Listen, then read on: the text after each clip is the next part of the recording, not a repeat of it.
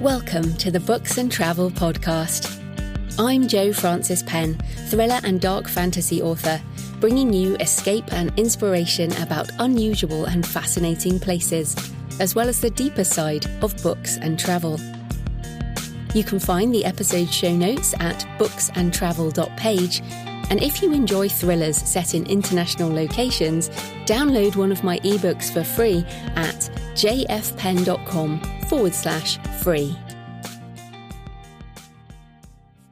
Hello travellers, I'm J.F.Penn, and in today's episode I talk to Angelina Kalahari about Namibia in southwest Africa.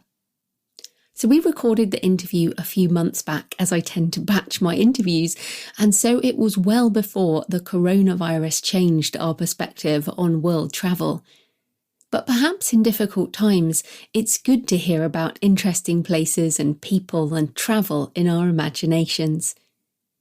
Those of us with wanderlust are staying indoors under lockdown right now, and I must admit to sitting down with my photo albums the other night, looking at past travels and wondering at how much I have taken for granted.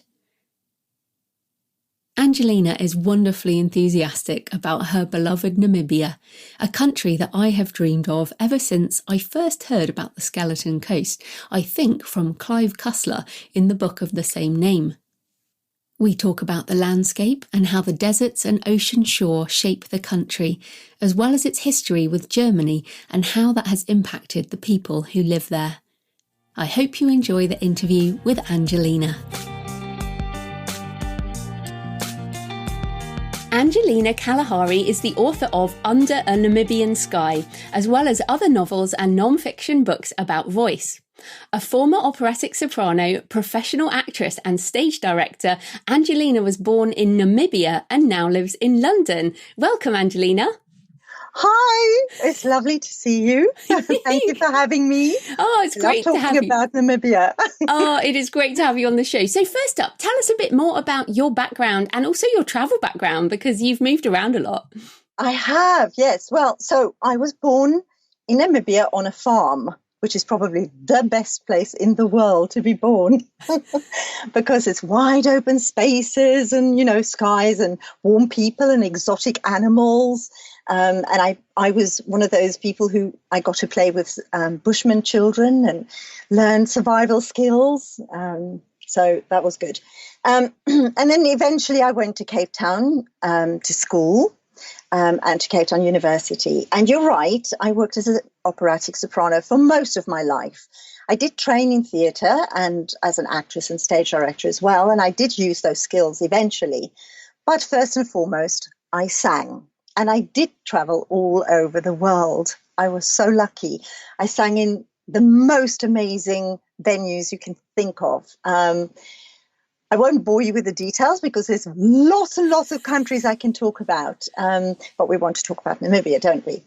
But I will briefly say that I lived in Hong Kong for 8 years, and that allowed me to also travel in the Orient and to places I would never, ever have gone hadn't I lived in Hong Kong, if you see what I mean. So that was amazing.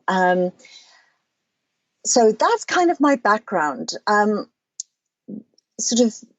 was mostly work related, my travel. I love traveling for holidays, but it's quite difficult when at that time, working, because I'm sure people realize that when you're performing, there's only so much energy you have. And although I often tried to stay behind, take a few days and stay behind after a show. Excuse me. I didn't get to do all the touristy things as much as I wanted to. I tried and I did lots of it. And I took loads of photos and I have amazing memories. But still my favorite places to visit is Namibia when I get a chance. I love going to Cape Town. I love Venice with a passion. I've done a couple of episodes on Venice, actually. And then when did you move to London? Oh, many, many years ago, but I didn't stay here. So I moved here, I think, 1985. that gives you an idea how old I am. But then I didn't stay here all the time. It was my base, but I moved and lived in other countries and then moved back and moved to other countries and moved back. I think I've finished moving now. I'm done. Oh, well, we will circle back to that idea. But let's start with coming back to Namibia. So a lot of people might not know where Namibia is. So can you sort of explain where it is and some of the main regions and cities so people get orientated? Okay, yeah, sure. Well, first of all, I have to say Namibia is 3 times the size of England, of the UK, just so people know kind of how big it is. But it only has a few million people living there, so it is empty. It is south of Angola, west of Botswana, and north of South Africa. And its eastern coast is the sea. It's the Atlantic Ocean. The western coast. I mean, the western coast. What did I say? Eastern. I mean, western coast is the Atlantic Ocean. So it's very cold. You can't swim there, but people do. I think they're nuts. But yeah, so that's kind of where it is. The capital city is Windhoek, and it's sort of in the middle of the country geographically. And then you have bigger towns. Windhoek is actually the only city in the country. There are no other cities. There are bigger towns, but they are small. I mean, Windhoek itself is a tiny, tiny city, much, much smaller than even Cape Town, if you've been there. So bigger towns would be Keetmanshoop, which is in the south. And then you get Swakopmund and Walfish Bay in the west, and Tsumeb in the north, and Gobabis in the east. So I think Walfish Bay is still the sort of the main port area at the moment. Yeah, so that's kind of where it is, and those are sort of the biggest towns that you can go to. But like I said, it's quite spread out. I mean, you can travel for miles and miles and hours and not see another person or another car.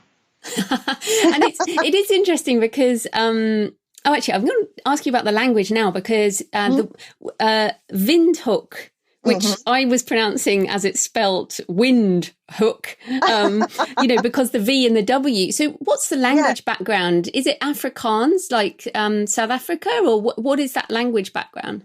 Yeah, it's sort of an amalgamation of lots of different languages. As you probably know, it used to be a German colony in the 1800s for a long period of time. So a lot of the words are German, actually.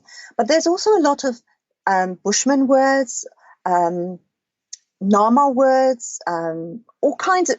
There's about 12 main tribes, and there's about 30 languages spoken in the country altogether. I mean, there's lots of different little tiny dialects and stuff, but around about that. But yes, so Afrikaans is one of them, and English. But yes, it's mostly German and Afrikaans, I would say, are the sort of were the official languages for a long, long time. Yeah. And then you mentioned the vast spaces and you can go without seeing people. So part of the, in my head, is the desert. And you have Under a Namibian Sky as part of the Desert Love series. So clearly you love the desert. So tell us about the desert in Namibia. Yeah, the desert is astonishing. I mean, there are actually, well, here's the thing. Most of the country is desert or semi-desert. So you have the Nama Desert, which is on the sort of west coast, but it's almost all of that side is either the Nama Desert and then it goes into the Skeleton Coast. And then on the other side, you have the Kalahari Desert, which is not really a desert in the true sense of being a desert, because it has rainfall and it has vegetation. And when it rains, the smell is amazing. But so to get back to the Namib Desert, that is the oldest, driest desert in the world. And they sort of think it's between 50 and 80 million years old, you can imagine, right? And it looks dead. It looks like nothing grows there, nothing happens there. But actually, it's full of life. There's a lot of life there. So if you are patient, you can see it.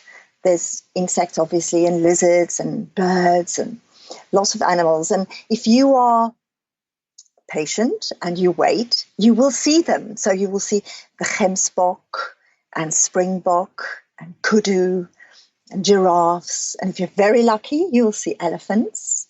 And if you're very, very lucky, you'll see lions. Yeah. But the desert is amazing because it is vast, yes. It's red. The dunes are sort of an orange red, and it always makes me wonder if Mars looks like that. Because there are other parts in Namibia that people call moon landscape. So, yeah, but that's something else. But, yeah, so the desert is sand. Most of it is sand. There are rocky parts, but very little. It's mostly sand. The dunes are enormous. You can climb them.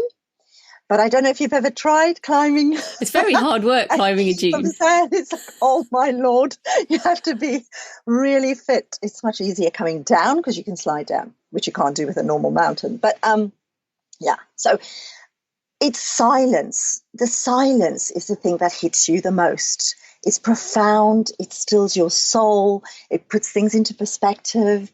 It makes you feel small and big at the same time. The sunsets in the desert is like nothing you've ever seen before, really. And I've traveled the world. I can honestly tell you the sunsets there are amazing, absolutely amazing. And because there's no light pollution, at night you see the sort of swathe of the Milky Way in a way that you can't see anywhere else. And the moon. I know the moon isn't bigger anywhere else, but it looks enormous. It fills the sky. It feels like you can just touch it, especially when it's full moon. It's incredible. So to me, the desert is the place of my soul. I will always return there. And when things get really tough, I take time out and I go and sit in it. I just sit there. And so I'm really interested I love deserts too, but I'm not going to just go drive out in the desert and sit there. So are there companies or places that people can go where they can experience the desert, but in a way that they're kind of safe as a tourist? Yeah, there are many lodges around the desert, many. There are specific places, though. People most probably know Sossusvlei, which is another kind of desert near really big dunes, and Deadvlei. Deadvlei is, I think people have seen lots of pictures of that. It's sort of a white soil with dead trees and then these huge orange sand mountains around it. And near there are many lodges and chalets and luxury camping things that you can visit. But there are small towns all along where you can go. They're far apart. It takes hours to get to them. But there are so many of them, and they offer different kinds of things. So some of them are very basic. And if you like camping, just camping, you're more well, that happens. There are luxury camps. There are proper rondavels, which is the round structured buildings that people can stay in.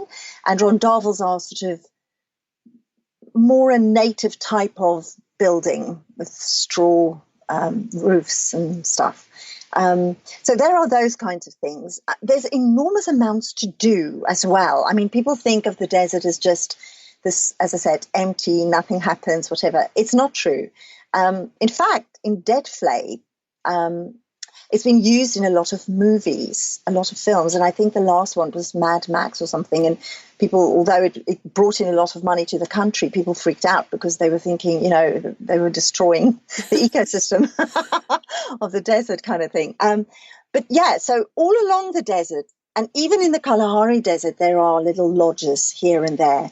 And the lodge in Under a Namibian Sky, which is the main character of the series, actually, is a real lodge situated in the Kalahari Desert.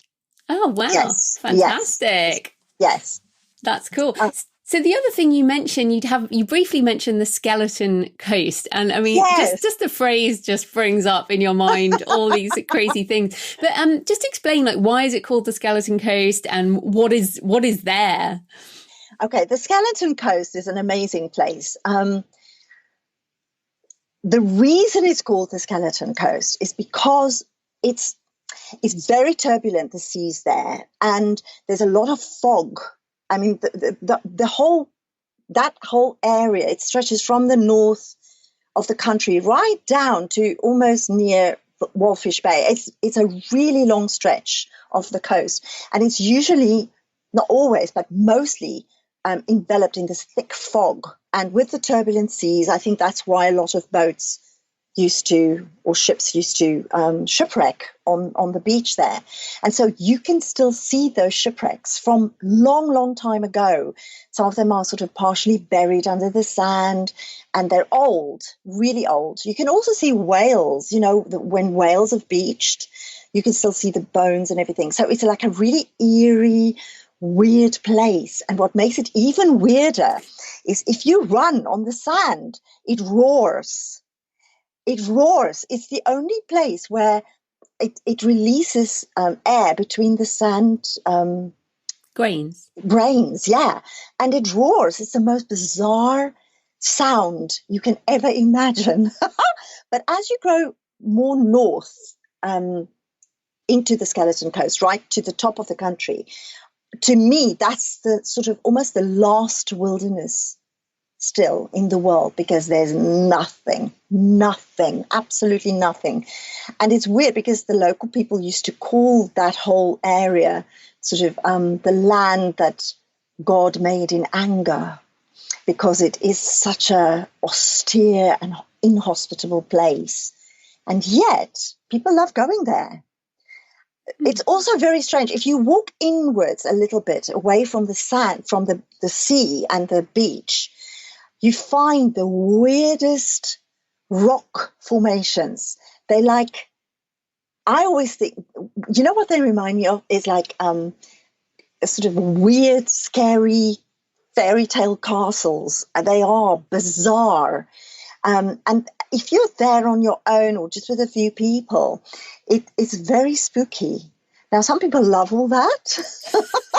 Some people run away. I think it sounds great. It's wonderful. I love it personally. That's why I love it so much. But it wasn't always called the Skeleton Coast. There was a gentleman many years ago. He wrote a book called The Skeleton Coast.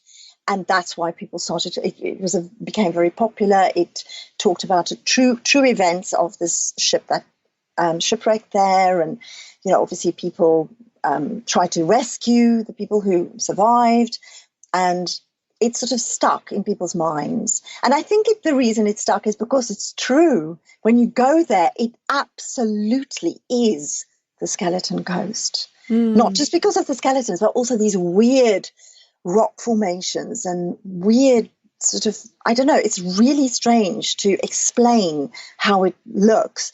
To me, as I said, very weird, scary fairy castles.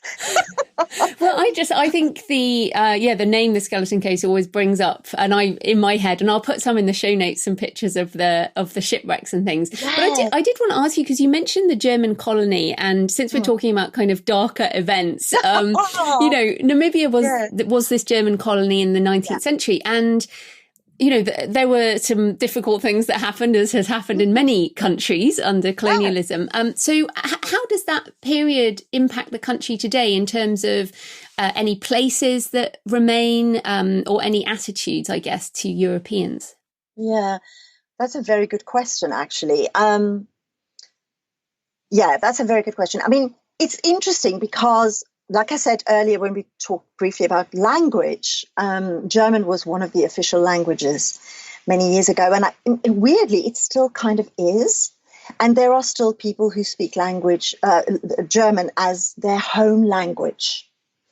And so the German influence on the country hasn't really abated. It's still there, very much so. So if you go to some of in Windhoek, you can see it for sure. There's a lot of sort of German architecture still. in the buildings. Although, I mean, the city is growing, it's becoming more modern, and so as buildings are being built, it's no longer in that style. But if you go down to, for example, Swakopmund, which a lot of people go, especially if they want to access the Skeleton Coast, because you can fly with a little plane across the Skeleton Coast from there. There's a lot of German influence there. So there's a lot of German architecture, a lot of food, restaurants is still very, very German. And a lot of people speak German there still. No other language, German. Lüderitz, which is a little bit further south, is a German town, and that has a dark history. Behind Lüderitz was the first diamond field, a town that was sort of developed. It's called Koolmanskop. It's now a ghost town because people left, and I think people they've had lots of TV documentaries about it, and the sand is sort of sweeping into the houses and stuff. But that was very German type architecture. Lüderitz itself is very German, very, very German, even today. And then a little bit further south, there's another little town called Aus. Now, there's a lot of German words still in the language, a lot of German names still in the towns, what the towns are called, German words. But it's weird because in schools, it's almost like they're trying to eradicate that part of history. And yet such terrible things happened because near Lüderitz was an island called Shark Island. It's still there, but it's now a peninsula. And that was where a really bad concentration camp was situated. I mean, even the German guards used to call it the death camp because people just never came out of it if they were sentenced there. And so it's a very dark place. And if you go there, and a lot of people want to experience, all these weird things that happened, of course, and we mustn't forget it, then it's got a very weird atmosphere. You feel it when you're there. It's like the rocks talk to you, kind of thing. But here's the thing about the architecture. I'm just quickly telling you this. It's Victorian. It's not modern German. And so is the language. It's not modern German. So if you speak Namibian German and you go to Germany, they'll laugh at you. It's like you're really old-fashioned. Yeah. Yeah, really. But here's the thing. I think because it's not really being taught as history in schools, people are trying to forget it. And a lot of the youth don't know this history. And so their attitudes towards German, there's a lot of Germans still living in Namibia, and many of them still go on holiday there. And I think it's partly the reason it's quite an expensive country, can be an expensive country to visit, is because it's kind of still attached to the Deutsche Mark. It's not, their economy is not, it's more connected to the South African. But I think because of the German connection, it's still there. And funnily enough, the only direct flight from Europe to Windhoek is from Frankfurt. Oh, interesting. That's bizarre, yeah. Yeah. But the people there, I mean, they don't seem to hold any grudges. They certainly are very open and inviting. It's a very warm country, not just hot in terms of temperature. The people are warm and friendly and helpful. And I think it's because there are not very many there. When they see someone, they go, "Oh, hi, you're another human being." well, just on that, so you've mentioned some of the bush people, and obviously there's the white European Namibians. So what's the sort of percentage of racial mix? Because obviously those concentration camps I read, there were thousands of native people were killed in that period. Yeah, there was nearly 2 tribes nearly completely wiped off the face of the earth, nearly, because there are some left, but very few, and they have never really, I don't think, recovered as much. Yeah, that's an interesting question because Namibia thrives on tourism. So you often find a lot more Europeans on holiday there, and some crazy guys who bike across the country. Crazy, but anyway. But people who live there, I think the European white population is in the minority, clearly, because, as I said, there are so many other tribes, but they don't necessarily live in the towns or the cities. A lot of them live in Windhoek, yes, but most of them they're nomadic. Many of them are still nomadic. And so they live this weird life where they pack up their things and move on, and pack up their things and move on. So, I don't know if that answers your question. It's definitely still a mix, I guess. That's what it's definitely a mix. Yeah. Definitely.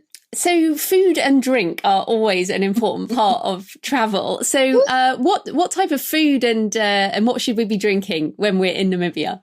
Oh, beer. Namibian beer, definitely, without question. Is that like a lager type beer or an ale? No, it's lager. It's a lager type beer, but they brew it there, and it's amazing. I'm not really an alcohol drinker type person, but whenever I go there, beer. It has to be. It's the most amazing taste. It's wonderful. And here's the thing: we don't really have pubs like we have in England there. People entertain a lot more. They do at their homes. So parties happen all the time, and people have no concept of distance because the country is so vast. So they think nothing of driving 4 hours to go to a party and then 4 hours home again. That's nothing. That's just going to a party, right? So food, meat eaters. The Namibians are meat eaters, okay? So I'm sorry for the vegans and the vegetarians out there, or all the other Namibians eat meat. And they eat all kinds of things. So snakes, insects, kudu, game, basically. And because the weather is always amazing, usually, although some of the thunderstorms are amazing, they sort of have those many pointed thunder, lightning things. Yeah, it's brilliant. But that doesn't happen very often. Mostly we have barbecues. We call them braai. So everybody has a braai, and you have them for breakfast, lunch, and dinner if you want to. And basically it's meat. It's all meat-based, which is hilarious to me now, because I can't believe that I used to do that. It's like, what? They have salady type things with it, but it's really, most people just go, yeah, right, whatever. And then the other thing that they usually eat with it, and this is going to sound even more bizarre to people who've never been there, it's something called pap. Now, to us, normal people, it's like porridge, and you have it for breakfast. They don't. So it's a kind of maize meal thing that you mix with water and you boil it and put some salt in it. And they have that with their meat. Further inland, people have what they call poikikos. It's like a little pot, and they put everything in. It's like a stew, I guess. But pap goes with the stew. And then on the coast, there's obviously mostly seafood. Yeah. It's funny because I went to school in Malawi for a bit. Wow. And I remember poiki pot. You do. And I think the equivalent was called unsima, which was a maize porridgey thing. Right. Yeah. So it's I think these kind of staple vegetable things with stew. Yeah. They kind of have that in every culture, right? Yeah. Just a different name. Yeah. Fantastic. So I did want to ask, sort of coming back to what you said at the beginning, like, I think I've stopped traveling. So you're African, Namibian, but you live in London. So what is home to you? And, what do you miss of Africa? But now you've made a home in London, what are you missing? Oh, that's a very good question, and one that I've been thinking. People ask me this often, so I do think about it quite a bit. It's difficult because actually I see myself as a citizen of the world. I'm based in London, yes, and my heart will always belong in Africa. And since you went to school in Malawi, you probably know this. Africa is a possessive mistress. Once she has you in her grip, she will hold you forever. You can't really escape her. She will always pull you back. But I've experienced amazing places around the world. And to me, the earth is where I feel I belong. I was talking about Mars earlier on, and I don't think I'll ever go there, even if I could. It's too scary. It's too far away. I'd rather stay here. But what do I miss? Well, the culture, obviously, is very, very different. I've been away from it, living in other countries for long enough to know that I'll probably never be able to understand their sense of humor anymore, because when we move away from the place that you called home once upon a time, and you embrace another culture, you only understand that you've moved away and become a stranger when they tell you jokes and you don't get it any longer. And that happened to me about 5 years ago. I went there and people were telling jokes and I thought, okay, they're all laughing. This is meant to be funny. And I can't understand why.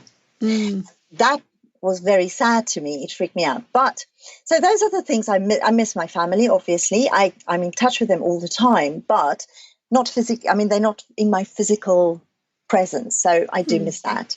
I miss the desert. I miss the silence, the open spaces, the clean air, the able to just relax and breathe. It's a different way of living. It's slower than here. There's hardly any stress unless you put some on yourself, which, let's face it, if you're self-employed, you do anyway. But yeah, I think that's it. And although I don't like the heat, I miss the sun, the relentless sun, and I miss the wildlife. I miss the sounds. People sometimes ask me, what do I feel is the sound of Africa? And I have to say, it is for me, the fish eagle, the cry of the fish eagle. That to me is the sound of Africa. And I recently discovered that it is now the official bird of Namibia. So they must feel the same way as I do. I didn't know this until about 3 months ago. Someone told me. I was like, well, there you are. Oh, that's lovely. Well, and then I was also going to ask about, because obviously you travel home to Namibia or you travel back to Namibia, but your books, you also write about other places for your books. So what does travel mean for you and your writing? And do you travel for inspiration? I used to. Yes, I used to. One of the places I wanted to travel to, and I got an opportunity to do so, was New Orleans, because I'm a complete major fan of Anne Rice and her books. So I've done a show on New Orleans. Oh my God, I have to look, I have to check it out. I love New Orleans with a passion, and I've always wanted to go. And then I got this opportunity to go, and I was so excited. So before I left, I actually emailed her. I found her website and I emailed her. I thought, she's probably going to not even see this. But I emailed her and I said, thank you so much for being courageous enough to get Lestat out there, because I love her character, Lestat. And I know that she tried really hard to get it out there. And she succeeded. And she, to my amazement and very excitement, she responded. And so we had this conversation for a few, but probably about half an hour, emails going back and forth. And then I blew it all. My last email went, oh my God, I'm such a fangirl. And she stopped. I thought, okay, that's too far. A step too far. Oh no, that's fantastic. Well, talking of oh dear, talking of books. Apart from obviously, we've got your own book, Under a Namibian Sky. But give us, a couple of other books that are about Namibia or set in Namibia or Africa that you would recommend. Sure. I'll just quickly say, yes, Under a Namibian Sky is set in Namibia. And then there's like a little novella that's a follow-up on that one, because my readers asked for it. And that's not set in Namibia, it's set in Italy. But I am writing the next one right now. It's called Heat in the Desert. And, we talked earlier on about Shark Island a little bit. I'll just say this. I'm not writing about Shark Island in this book, but the main character has to navigate his life as a result of what his forefathers did in Shark Island. So it's sort of kind of like that. But anyway, so I'm just writing that. So yes, so to come back to your question, I've got several books here that I love reading and rereading. They're a bit older, but I think you can still get hold of them. And most of them, I think, are only available in hardback. So there's one it's called The Healing Land, A Kalahari Journey. And it's by Rupert Isaacson. It's the story of the Bushmen and how they're navigating their ancient traditions in our modern world. It's a brilliant book. And one of my favorites, and people probably know this book really well, is A Walk with a White Bushman by Lawrence van der Post. It is inspiring, it's profound, and I can't recommend it highly enough if you've not read it. And then this book, probably everybody knows, but it's one of my favorites. It's The Long Walk to Freedom. It's Nelson Mandela's riveting memoir. And it was interesting because while I lived in Hong Kong, I met one of his daughters there. And I'll never forget this night. We spent the entire night until the sun came up talking about his life, this book, and her experience of him as a father. It was an incredible conversation, and I'll always be grateful for that. And then here's the book that I'm not sure you can still get this. I have a copy, but I don't know if people can still get this. It's called The Skeleton Coast by John Henry Marsh. And like I said, it's a true adventure about a ship that ran aground on the Skeleton Coast. And it's because of that book that we now call it The Skeleton Coast. And then there's another older but an amazing book by Michael Britton, and it's called Discover Namibia. And the reason I recommend this, and I think you can still get this, but again, I think it's only in the hardback. It has the most beautiful pictures in it, and it shows you how unchanging Namibia really is. It's an ancient land, and this book takes you almost as a tourist through the entire country. Of course, it doesn't have all the modern things in it. There's no sporty type things in it. But there are still parts of Namibia where you can't get mobile phone reception. There are still parts of England like that. Well, yeah, true. I think this book is it's wonderful because it shows you not just it's beautifully written, but the pictures is stunning, and he describes it so well. And you do feel like you are traveling without moving when you read that, It's beautiful. Yeah. Oh, fantastic. Well, those are great. And I'm definitely going to check some of those out. So where can people find you and your books online? Oh, thank you. Well, my website is angelinakalahari.com. So people ask me about my name. I'll just quickly tell you. Kalahari. People go, oh, well, it was because I was very homesick while I was singing, traveling all over the world, and I got really homesick. So I changed my name by deed poll because I was born in the Kalahari Desert. And I thought, well, if I have it as my name, then I'll feel a bit more together. And it helped, I have to say. So it's been my name for a long, long time. So AngelinaKalahari.com is my website. And I'm Angelina Kalahari everywhere except on Twitter, which I think it was too long. The name was too long. So it's Angelina Kalahari at Twitter. And my books, the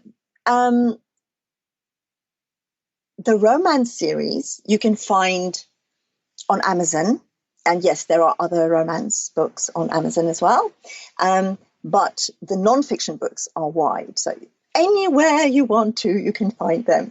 Fantastic. Well, thank you so much for your time, Angelina. That was great. Oh, thank you so much for allowing me to chat about my beloved Namibia. Thank you so much, Joanne. Thanks for joining me today on the Books and Travel podcast. I hope you found a moment of escape. You can find the episode show notes at booksandtravel.page. And if you enjoy thrillers set in international locations, download one of my books for free at jfpenn.com/free. Happy travels until next time.